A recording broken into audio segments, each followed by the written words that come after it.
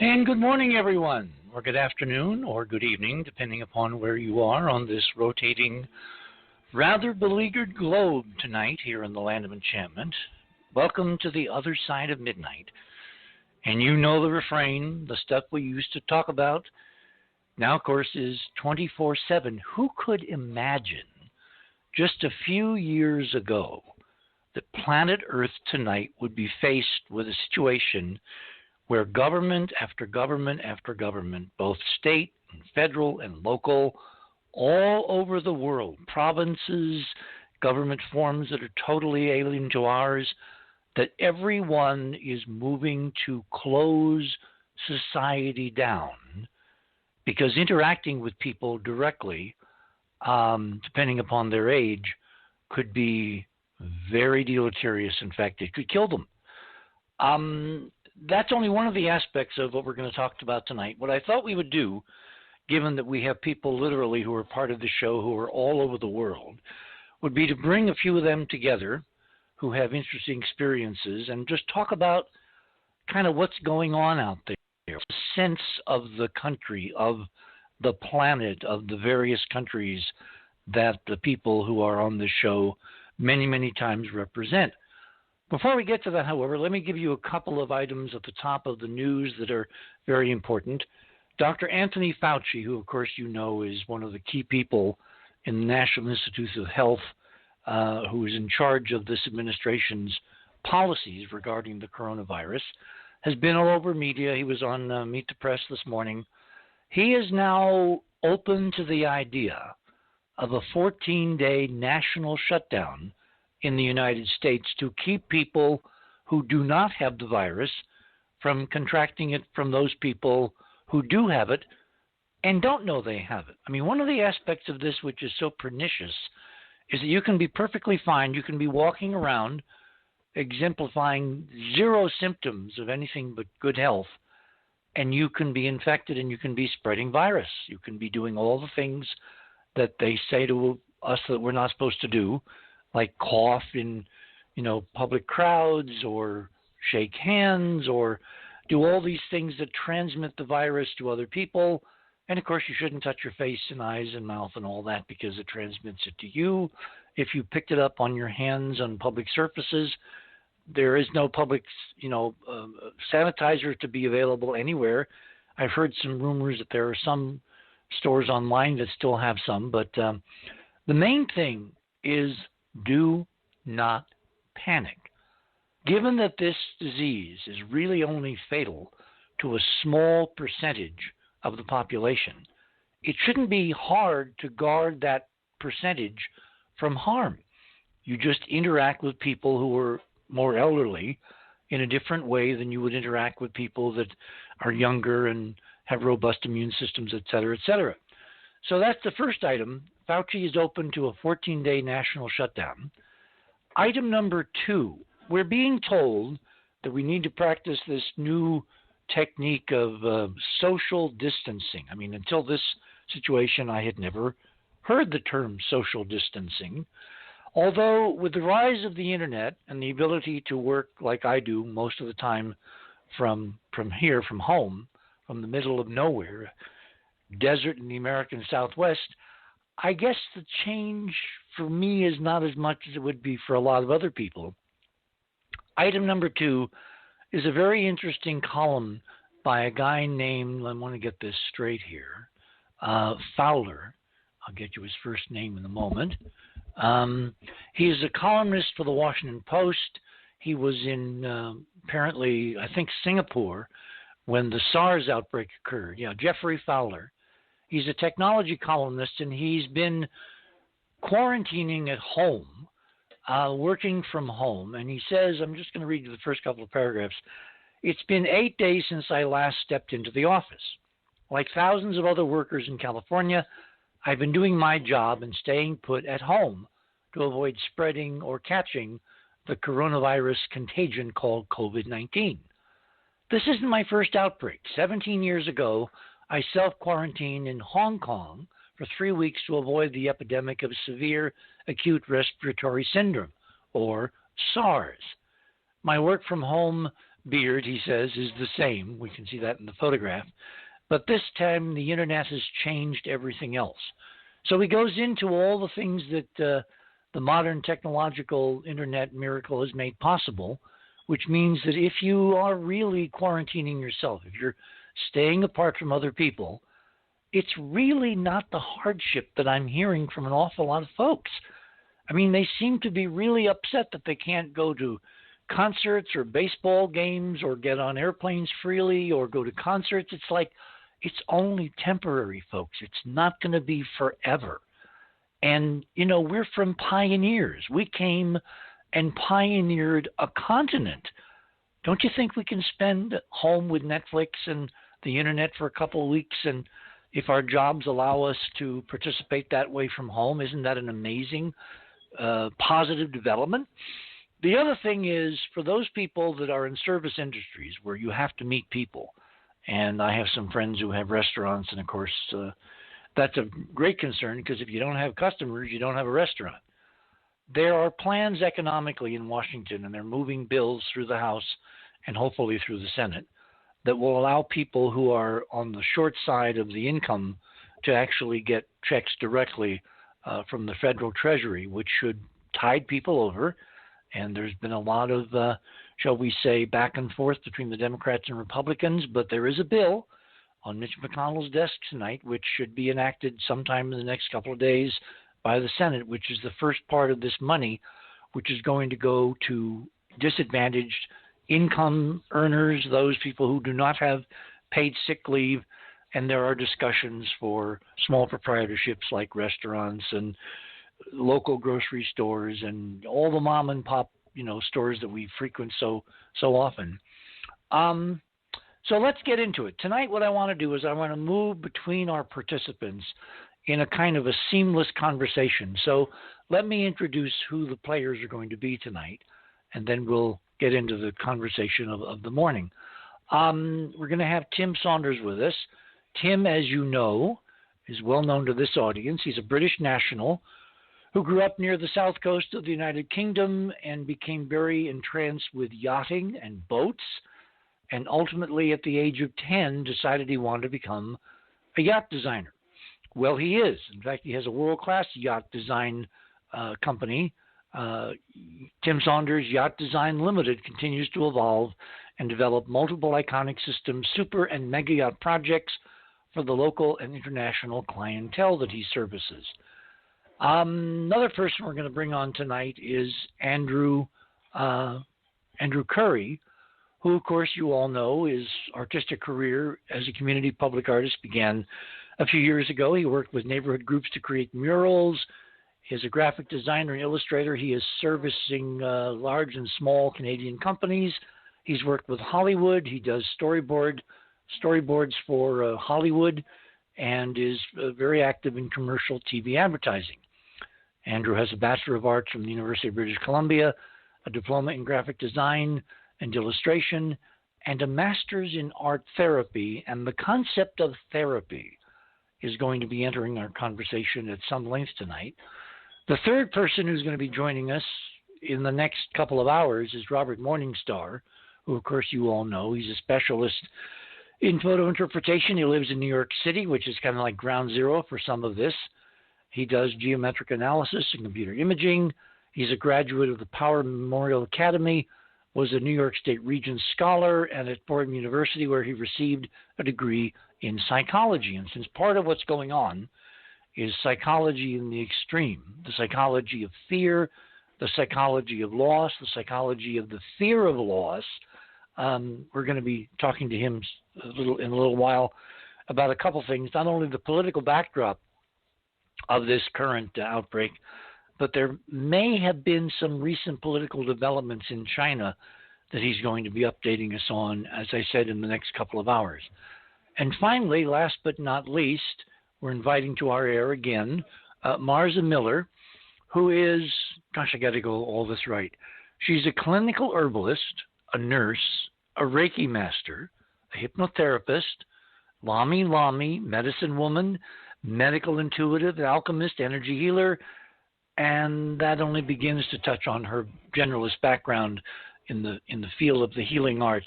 She's going to be coming on in the second hour, and we're going to talk about some of the protocols a la Sherry Edwards with this resonance healing modality that she has been using with patients to very interesting effects. She's going to talk to us about the protocols. She's going to lay out what she's doing, and hopefully there will even be some interesting results to report. Again, we need to maintain a sense of balance. The world is not coming to an end. The actual number of people who will be drastically or fatally affected is relatively small, provided we take appropriate precautions, which means that if you're out having one of those pool parties that's outside of Tim's hotel, you do not run back to your house and, go and hug grandma, because you have no idea who was in the pool with you or where they've been, et cetera, et cetera, et cetera. So this is part of the idea of getting us in tune with taking care of other people than ourselves. And finally, in the third hour, we're going to be also joined by Georgia Lambert, because there is something so, I don't know, is it the wrong term to say metaphysical about this? I don't think so. I think this is not your normal, everyday political, economic, medical crisis.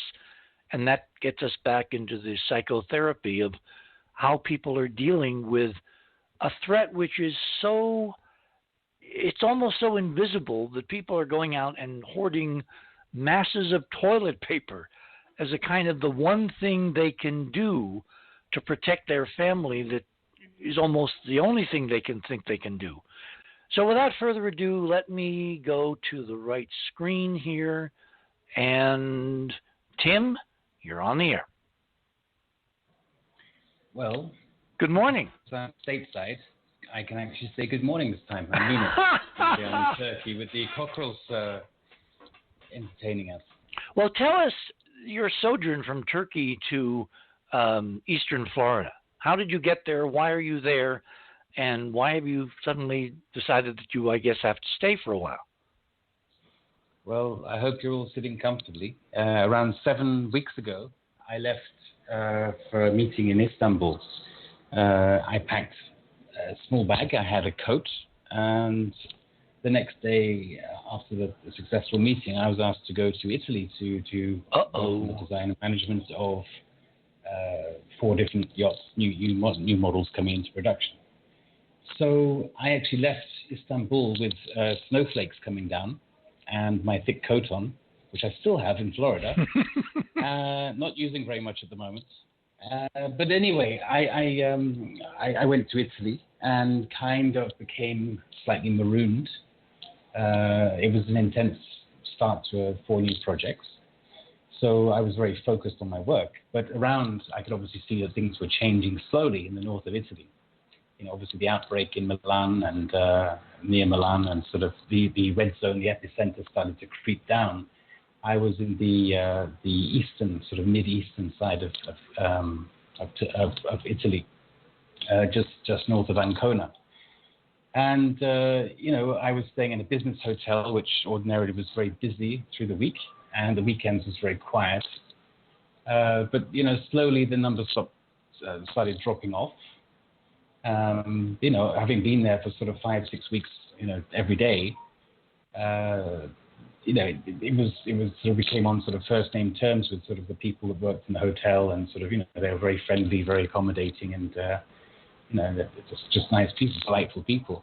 But, every day this epicenter was coming closer to us, until the point that, we'd look in the newspaper and the sort of the orange area would be just north of where we were, and literally at a certain point, some 10 days ago, my client suggested that we should just get out, because it seemed a sensible thing to do, because at that point the schools had been closed, and people were not frequenting restaurants, and the business hotel was empty in the week. I was one of 17 people staying in this huge hotel. The whole atmosphere changed very, very quickly. I mean, we can sort of jump back into lots of details later, but I'm just giving you a very quick overview. Mm-hmm. So, 10 days ago, unfortunately, I had to fly through Milan airport. I was actually very reluctant to do it because I felt that where I was, there was fresh mountain air. The people I knew were sort of the same people. I said the people I knew, the people I was in contact with, were the same people I knew every day. And we're all aware of what's happening. So it was not like some sort of, huge crowd or large gathering or something. It was a very small number of people, which we all knew each other. We all knew we were all being careful. But alas, I was reluctantly brought out of Italy. I couldn't go back to Turkey because Turkey closed its doors to Italy at that point. And so I couldn't go east, so I needed to go west. So I went to west and to Florida, landed in Miami 9 days ago. And since then have, been enjoying a very different environment. But of course, in those 9 days, the environment here has completely changed as well. This sort of wave of hysteria, I would say, and some unfortunate real, sickness, cases of sickness as well, has followed me pretty quickly to the point where obviously I'm not going to state the obvious. I think everyone's aware that as of last Friday, President Trump decided to cut European flights off from United States. So I thought, okay, I'll continue because I have a British passport. I can, as the UK was exempt, I can of course go to the UK. But my plan was and then the idea was to fly from the UK, let's say Heathrow, back to Turkey, right? Exactly, but Turkey stipulates that you need to be outside of Italy or China or Iran, for example, for 14 days self-quarantine before you come back into Turkey. So 10 days was not enough for me. So my original plan was actually to stay in Florida until next week and then fly back to Turkey via London. But of course, then the news came again that, in fact, the UK was not going to be exempt, and so we're now on total shutdown. Well, wait. So are the flights forbidding people who want to leave, let's say, JFK to go to London, or only from London into the United States or, United Kingdom? Well, Richard, I mean, let's just look at this. I mean, I don't wish to occupy the whole show because we all have lots of very interesting points to say, but I think this is a very, very important to sort of lay the ground rules down. The flights are still going to the UK until Monday. After that point, it is not clear, but I know for a fact that, for example, a friend of mine flew back to Holland today, and again, this is a complete. My personal view is that if people jump on a plane and go back to be with their loved ones, they're actually potentially bringing a risk with them to their loved ones. And secondly, without testing, we have no way of knowing. And secondly, they're going to sit in a tube, an aeroplane, and breathe the same air as some 300, 400 other people.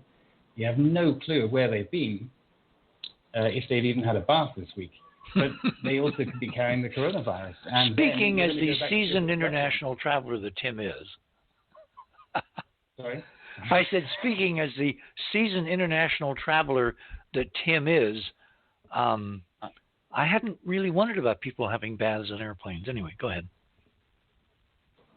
Well, I'm trying to be a little bit, humorous about it all. But I mean, obviously, if you do not know who you're sitting next to, right? And in my opinion, I'm not a clinical specialist, but I would imagine if you're breathing air from the same air conditioning system as 400 other people, there's a good chance you're going to pick up something from those other people. And well, since I wanted this conversation to cover all these little things that are not really covered in the mainstream media, I don't think that's a problem. Because the way this virus works, it has to adhere to little droplets that you sneeze or cough out. It can't survive in naked midair very long because it will desiccate, it'll dry out, and then the UV will get it. And so you really don't have virus floating through the cabin air conditioning systems of airplanes.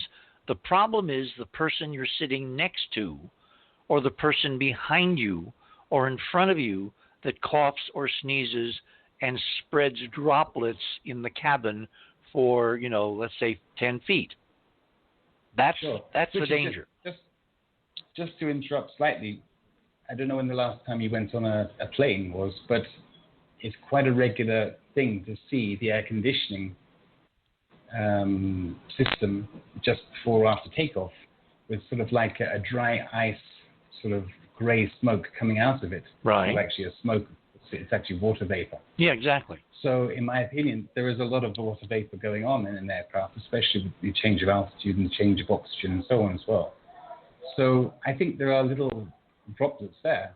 Again, I'm not a specialist on water vapor, but as you know, we've done quite a lot of research about different states of water. Yeah. I personally believe the most responsible thing for me to do is to stay right where I am, and because let's put it on the table. If I go back to my kids in Turkey now, then I have a very strong chance of bringing a risk to them. So that's crazy. Well, without testing, yes. If I go to my mother, she's 76, I think that's crazy. I'll bring a risk to her. So I really think the best thing to do is just to be here and to ride it out, to remain positive, to remain very calm, which I do. I have zero fear about this, actually. I do not fear it at all. I've been in Italy for 6 weeks. I'm not dead. I did have a very slight cough, a very slight cold about 5 weeks ago, but that was just a normal sneezing, sort of runny nose type cold, which I would have had normally. Another coronavirus. No, but seriously, if we did not know about the coronavirus, let's face it, how many times would we have like a runny nose cold? I mean, we'd think nothing of it. Yeah. Well, the problem is who we interact with, who is above a certain age and whose immune systems are compromised. And I have a feeling that this virus really is almost targeting elder parts of the population, which gets into something we're going to talk about with Robert in a couple hours.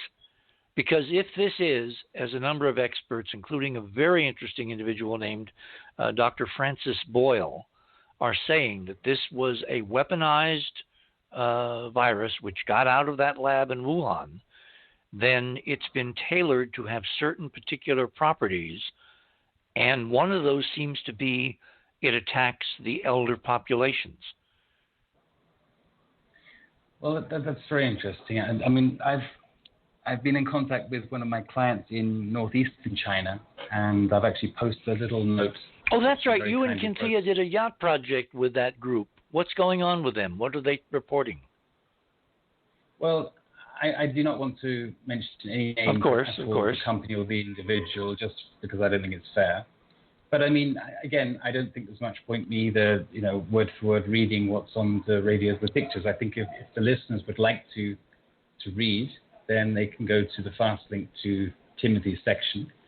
And there's a note which just gives a sort of first-hand account of one of my clients who lives in northeast China. And, the bottom line is, do take this very seriously. Do not laugh it off. I mean, I'm literally here in Fort Lauderdale, and obviously the spring break is going on. And despite even sort of the law in Miami and Fort Lauderdale, being changed or rapidly being updated to prevent gatherings of more than 250 people. I had a copy sent through to me earlier today. I walked along the beach today, and there were literally hundreds, or maybe around 5-6 o'clock in the afternoon, maybe still 1,000 people on the beach. The bars were full. The music was pumping. People were hugging, kissing. They were partying. They were having a lot of fun. They were drinking. There's absolutely zero quarantine or zero precautions going on. And even outside now, I can hear, hotels around where I am, and people are having pool parties, which is great fun. I'd love to be in a pool party right now. But the point is, it's not really a smart thing to do. No, it's not. Well, it's not just for those kids. Let's say they go home. They have grandparents. That's a problem right there. Well, it worries me that these guys are apparently affiliated with education, and yet they're partying like no tomorrow. Oh, I thought you were talking about a bunch of kids on spring break. Yeah, I am, but they're in education, aren't they? I mean, well, I wouldn't think students are good. You know, do us a favor, okay? I found your text from your friend in Northeast China. Why don't you read his email? Because I think it's very illustrative of a perspective from China, a totally different society than ours, of what they're doing to prevent catastrophe.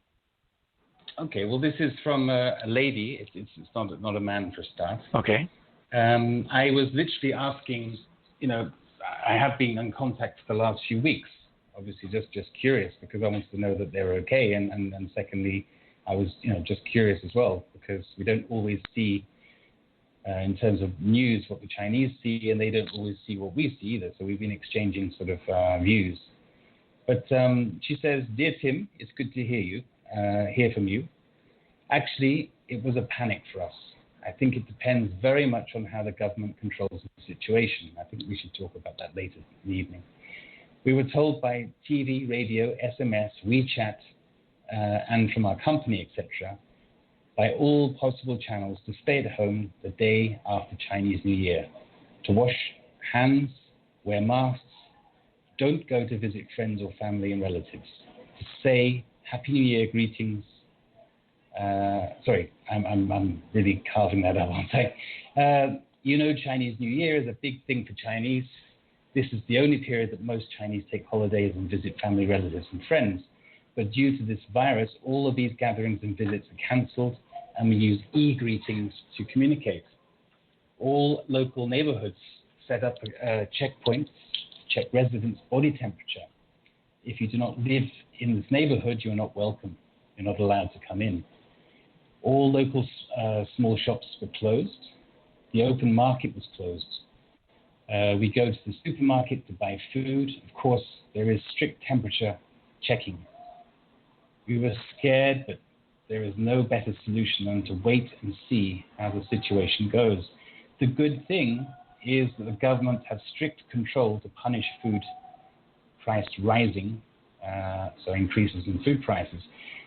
So we were having relatively stable food price and sufficient supply. Another very important thing is that the governments were sharing all of the updated information 2 times a day, so you can see the figure goes up and where the new infections are found. There is huge mobilization of Chinese population during the holiday, so we were expecting the ups and downs of the figures. All people coming back from outside the city should stay at home for observation for 14 days. And every day, all employees should report their temperature.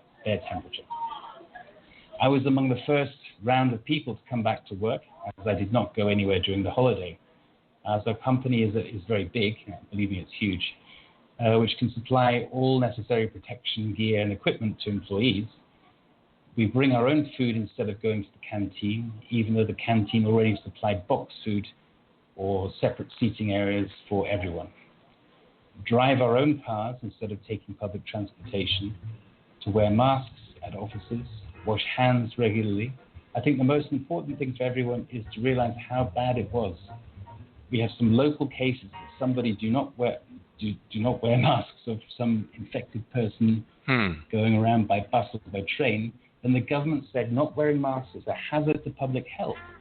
And the infected person going around is also a hazard to public health. We should all be self-conscious and not bring trouble to others and society. Tell you what, let me stop you there because we're at the bottom of the hour. My guest this morning, my first guest, is Tim Saunders. We're talking about coronavirus and situations on the road. We're going to have reports from people in interesting international situations. Andrew Currie is joining us next. He just brought his family to Phoenix for a baseball game that was canceled, and he'll tell us the background of that. You're on the other side of midnight. My name is Richard C. Hoagland. We shall return.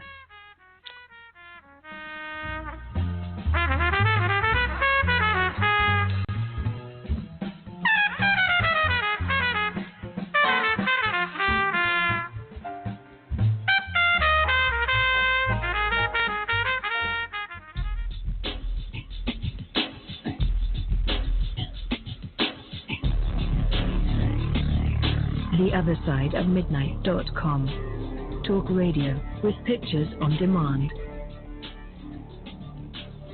Liberate your hyperdimensional time scale and non-linearly access over 400 hours of conversation at the cutting edge of science and thought.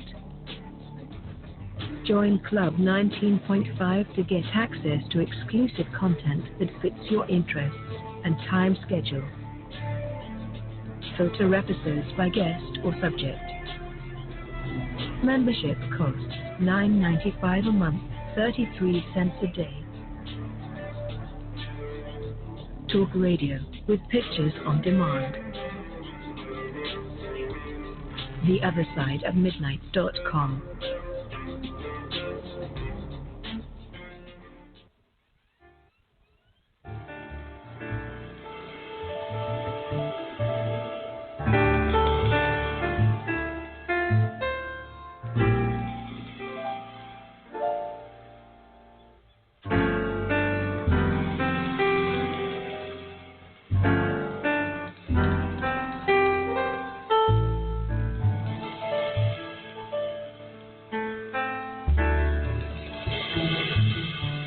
And welcome back, everyone, on this Sunday night, March 15th, 2020. I want to bring on Andrew Currie next, because Andrew just came back from Phoenix with his family, some of his family. I guess you left the eldest home, who's, 17? Andrew? Mr. Currie. Oh, there we are. Hello. Sorry. Wrong pot.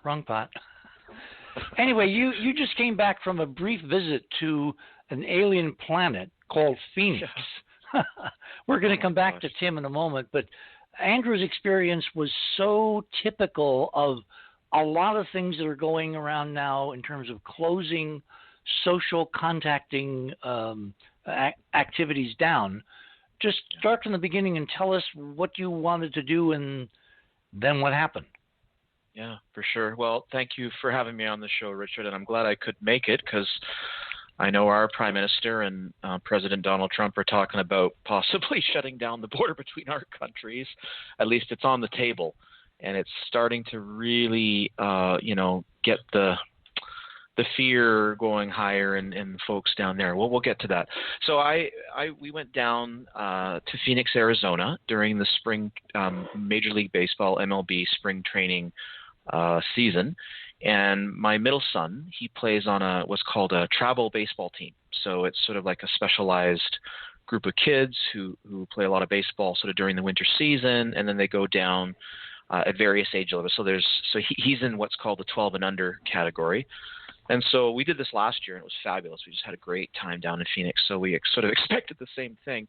We all kind of, as parents, looked at the weather and went, "Are you kidding me? It's like pouring rain when we're going to be down there for this tournament." So we get down there. Well, here's the thing, Richard. We take off on Tuesday, and right away there's turbulence on the plane. I mean, it was rocking, and especially when we got close to Phoenix, the weather was just like it was overcast, and they couldn't find good air, and the flight attendants were like dancing down the aisle and bumping into everybody, and it's like, what's going on? Talk about omens.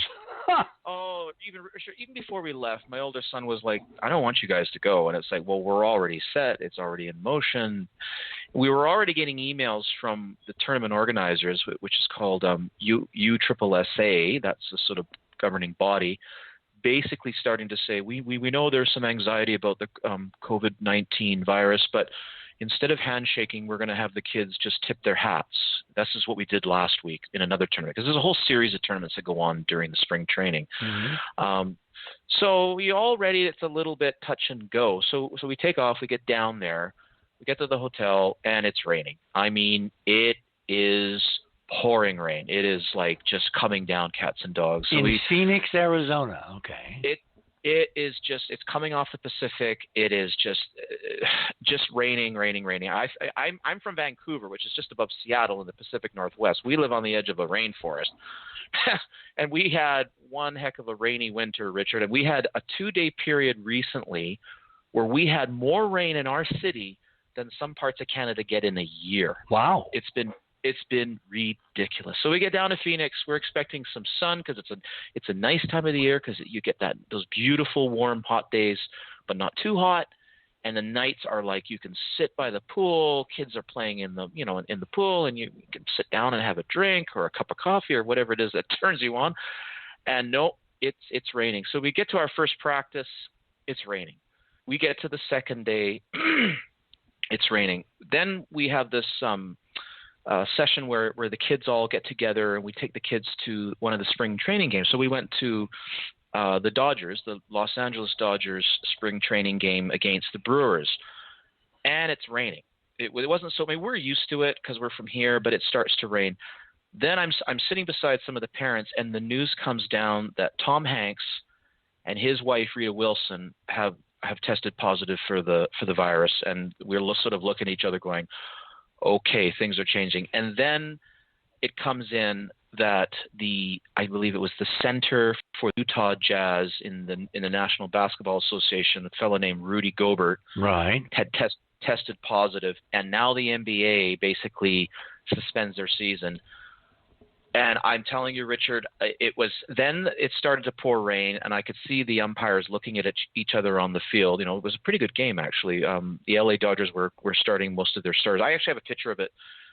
Well, it's not a great shot, but if people want to go look, there's no need to go there, Richard, but it's under my items in Radio with Pictures. Okay. But if people want to, we can go have a quick pick a little later when I go through one poster that I want to point out, but it's just to show everybody that I was there. And it ended up being the last spring training game at all, like between Florida. It's funny that Tim is in Florida because that's the other area that the Major League Baseball has their spring training. So they have spring training in Florida, and that night we're all like, okay, this is starting to get serious. We're starting to feel a little nervous. Then the MLB, the Major League Baseball League, shuts their season down. They just or at least postpone it. Then the emails come in because every day the parents get emails from the governing body of the tournament organizers for our children's league. And the next thing you know, we get these emails saying, look, you guys got to stop threatening legal action against us. We can't cancel this tournament. And it was just it was getting ridiculous. I mean, everybody's starting to get upset. Teams are starting to drop out. Finally, in the end, we come to, I think it was Friday. They canceled the games on Friday because we were now experiencing thunder and lightning storms and flash floods. Richard, my wife and I are sitting in the hotel room. I actually have another link or another image for that. I just thought it was a kind of a funny moment because of the level of anxiety. We're sitting on the bed, and both our phones go beep, and we're like, "Oh no, what's going on now?" And we look at our phones, and it says, "Be careful of flash floods," which that happens in Phoenix, but it kept happening, and because the anxiety is already building, you're just like, "What's next? What's next?" On top of this, the power in our hotel goes out, and we're on reserve power. A day later, the power goes out again because our transformer in the hotel is on fire. Uh-huh. So they turn off the power for 3 hours. We're negotiating our way up the dark stairways by candlelight. And I mean, it was just, Richard, it was one thing after another. And then finally, basically the tournament was canceled. We got to Friday where Donald Trump was essentially saying, okay, he's going to start banning flights from Italy, and I think it was basically from Europe. And I think at that point, the UK was still open. Mm-hmm. And then we realized, the head coach of our whole program said, under these circumstances, I think we need to just point our noses home. And that's when we started to realize, okay, things are really getting, we can't be stuck down here. We have to kind of get home. And we were supposed to be there till Thursday. We were supposed to right now be, hopefully toasting a great win by our boys and their and their baseball game. And then we were going to head down to Flagstaff and go see the Grand Canyon and then hang out in Sedona. I was actually going to go and book a night in that lodge. Richard, what was the name of the lodge you told me about that you and the one on the rim of the Grand Canyon? Yeah. El Tovar. Goes back to the 1930s. It was, I think it still is the largest wooden structure in the national park system. It's a beautiful old hotel. They have wonderful food. As I said, when we got some interesting images from Mars, I said to Robin, we're going to go to the Grand Canyon. I'm going to show you what real mesas look like. They don't look like the stuff at Cydonia before sunrise, photographed in 2003 by the Mars Odyssey spacecraft. So I took her over to the Grand Canyon. We got there before dawn. I let her watch the spectacle of sunrise in the Grand Canyon. And, you know, Robin was very hard to impress. That impressed her. You know, that was a memorable moment. And then we had a wonderful breakfast, or I guess it was breakfast at El Tovar. So did you guys get to the Grand Canyon? We did, and this is where I do want to take your listeners to my items. It's a really weird moment. I mean, everybody was wearing gloves at this point, like all the attendants everywhere. I mean, the people collecting tickets were wearing gloves. People at the gas stations. I mean, it was just, you know, anybody taking tickets. So we went, okay, tournament's over. We got to leave. We booked our tickets for Sunday, which was today, and we thought, okay, we have Saturday. Let's go. And so we took off and had this wonderful – I enjoyed the ride. It took quite a while to get from Phoenix up to Flagstaff and then up to the Grand Canyon. But, Richard, I mean, there was this beautiful ponderosa pine forest. I mean, I thought, you know, Clint Eastwood was going to come galloping out of the along the tundra there. I mean, it was beautiful. It was – it was so lovely. You guys, you men and women the American people have such a beautiful country. My God, it's such a.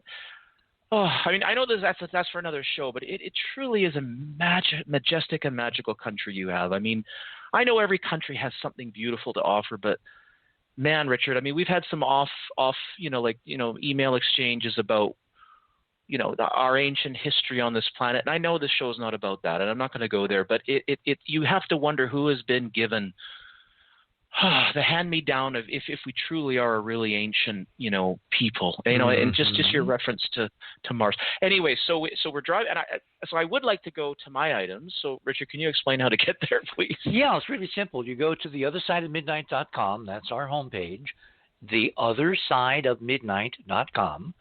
That will take you to the homepage. At the very top, you'll see a banner for tonight, Sunday, March 15th, which basically says we're going to have a coronavirus conversation from the road, showing two lonely bikers on Route 66, not far from Flagstaff, as a matter of fact, Andrew. And you then click on that banner. That takes you to tonight's guest page. Under the banner at the top of the guest page, you'll see Tim's items. Click on that. That will take you down to his section of Radio with Pictures. And I guess you want us to focus on item number 1. Yeah, Andrew's items. You said Tim, but that's... Oh, did I say Tim? I meant Andrew. Sorry. Yeah, item number 1. So I call it a spiral viral. So we're on the road. We're trudging along. We decide to take a little pit stop at a gas station. And is this on the way to the canyon? On the way to the canyon, just a nondescript gas station off the side of the road. So there's you and your wife and 2 of your boys, right? 2 of my boys, yeah. And so we get there, we walk up to the door. We didn't notice this at first, but we get into, can we use the washroom? And she hands us, again wearing the gloves, she hands us a little bit of toilet paper and a couple of paper towels. And then we're like, we go, you're rationing? She goes, yeah. And then so we walk to the door, we look at the door, and actually when we came back out, this is what we saw. This was on the bathroom door as well. So if you enlarge on it, it says, we are rationing toilet paper and paper towels. Why? Because it is being stolen. Please see cashier. Sorry. This is what we saw. And it's just one of those surreal moments, right? Like, we're like, okay, this is what happens. And anyways, we went on, we finished that, went on our way, and we got to the Grand Canyon. And it's funny, lucky enough, because of, I guess, of all this anxiety that's going on, it was not as crowded. And Richard, what an experience. I mean, we drove in a almost a straight line right up to the Grand Canyon, and then you're at the edge of the abyss. And Richard, it was pretty depressing having the kids the kids spent so many months training. We spend all this time. We take the time off of work, and these poor kids, they don't get a chance to play, and everybody's upset. And then you see this majesty at the Grand Canyon. And I know now where Chesley Bonstell, I know what he was looking at when he was doing mesas, man. And I'm telling you, Richard, some of those mesas are pretty interesting looking. Aren't they? Oh my gosh. And it was a reverent moment. It was, I asked everybody later, I said, how did you all feel, my family? And they said, it just felt really good to be there. And it really lifted our spirits, Richard. It was a really, words just don't match how beautiful it was. And I didn't have time to put some pictures together, but I mean, you can Google them everywhere, but there were rainbows down, right beside the Colorado River. There was, you could see the rain coming down and the rainbows and their magical colors coming out. There were like weather patterns going on. The clouds were like, up high, and they were like making this dappling sun effect over the landscape. And it just looked like cut pieces of cloth that the sun was sort of shining around. It was so beautiful, and it made everything just come back to a place of like, we really truly live in a remarkable and beautiful world. And we just, like Tim said, and like Cynthia has said, like we all have said, it's just calm down. It's still a beautiful world, and we all have a place in it, and we're going to be just fine if we. Oh, here's another thing. And I'm sorry if I'm talking just off my mouth. No, it's fine. It's fine. I have never seen so many men in so many different bathrooms washing their hands really thoroughly. I'm telling you, Richard. Well, that's good news. I've been a really fastidious person all my life, and I've taught my children to be the same way. I hope they are. But when, I think I've held my preschool teach them lessons really well, but I have never seen so many men get to the sink and wash their hands really well. So that's if we do any behavioral modification, we're doing it well now, and we should keep it up no matter what happens going forward. But, one of the things that happened when we sort of came back today was, there was a heightened anxiousness. I mean, even at the airport, it's all the Canadians, right? Like pouring out, and even the Americans. I mean, there was people heading off to Chicago, and my friend Laura London in an email exchange said there's been a lot of anxiety at the airports there, and they had a huge mass last night. They had 3-hour waits of people packed in like cattle, because last night at midnight was the cutoff for flights returning from Europe, and Americans wanting to come back and rejoin their families and that kind of thing. And so it was pandemonium at several major airports around the United States, particularly O'Hare. Yeah, and that's what she said. And even here in Phoenix's, modest airport, you could just feel it was palpable. I mean, there was one lady, she was from Montreal, and she sort of stumbled up to me, and she was asking me for advice, and she's of Caribbean descent, so she had like this blend between a French accent, because she was headed back to Montreal, Quebec, and she's obviously Canadian, and her accent, and I sort of said, I listened to her really politely, and I said, well, you probably want to talk to the ticket lady here, and the staff there were unbelievable. Like, they were so calm and fabulous, but you could feel it, Richard. There's just this heightened anxiety about getting out before things start to get, whatever. And again, it's like we were talking about. This is a real thing. It's a real thing. But if we take care and just do the right things, we should be okay. And I think that's I don't know if we're going to heed that, but it's something that, how do I phrase it, Richard? I'm running out of words here. It doesn't help when everybody's wearing a mask. The bottom of my poster, I took a few shots of some of the people in the Vancouver airport, and and there's workers and it's a real thing. I mean, we're in an uncharted territory, and we're in a place that we've talked about a few weeks in a row now, how just like our phones going off simultaneously in that hotel room to signal a flash flood, that alarm, when it went off, it's like, whoa, it was like being 8 years old again and having the emergency broadcasting system being tested on TV. And this is what's happening, is that worldwide and all around the world, we're so connected, so interconnected, and so meta-connected that we are all being, we're all coming to alert from those devices and those computers and the TV screens. And Richard, as you've said so often before. What is it that Gene Roddenberry said about TV? If it's real, that's where you'll see it, on television.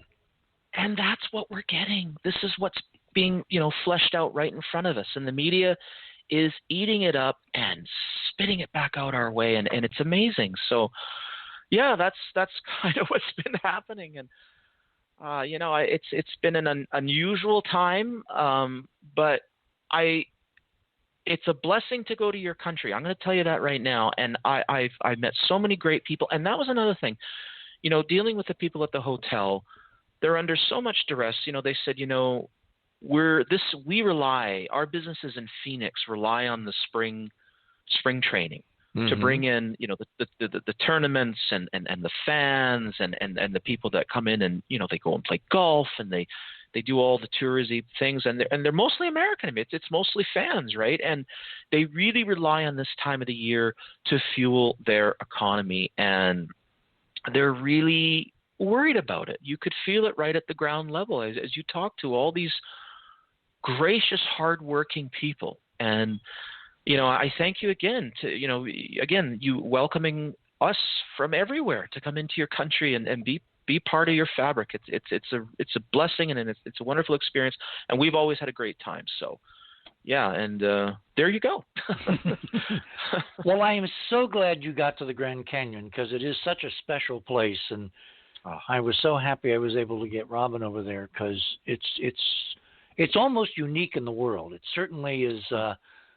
There are a few places. There's a little strip of land in Hawaii that looks kind of like it, and there's obviously some features over in China. But the Grand Canyon is, open to anybody who comes to the United States. And what time of day did you stay till? Did you stay past sunset? No. Well, we couldn't because we had to kind of get back but we were what time did we get there? We got there about close to 1:00 in the afternoon, okay. And it was mixed because there was some snow on the way through Flagstaff that was coming down, and there was a sort of mixed weather going up, and it was cold. It was that time of the year.